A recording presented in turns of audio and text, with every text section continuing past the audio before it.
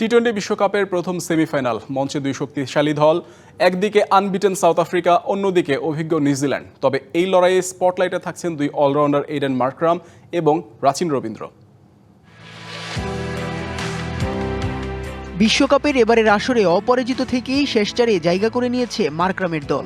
নেতৃত্বে সামনে থেকে উদাহরণ সৃষ্টি করছেন প্রোটিয়া এই অধিনায়ক। 7 ম্যাচে তার সংগ্রহ 268 রান, স্ট্রাইক রেট 175-এর উপরে।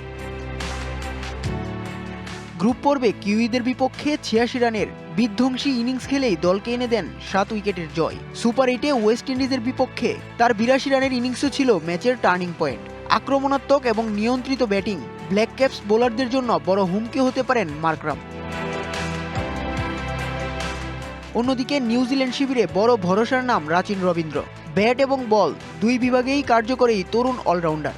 ইডেনের ব্যাটিং বান্ধব উইকেটে ফিন অ্যালেন ও টিম শেফার্ড ঝড় তুলতে পারেন ঠিকই, তবে সাউথ আফ্রিকার আলাদা নজর থাকবে রাচিনের উপর। ইডেনের উইকেটে ম্যাচ গড়ানোর পর বাড়তি সুবিধা পেতে পারে স্পিনাররা। সন্ধ্যার পর শিশিরু প্রভাব ফেলতে পারে ম্যাচে, ফলে সেন্টনারের কৌশলে বড় অস্ত্র হয়ে উঠতে পারেন রবীন্দ্র। এছাড়া পাওয়ার প্লেতে লোকি ফার্গুসনের আগুনঝরা স্পেলও নির্ধারণ করে দিতে পারে ম্যাচের গতি। উৎস রশিদ, ডিবিসি নিউজ ডেস্ক।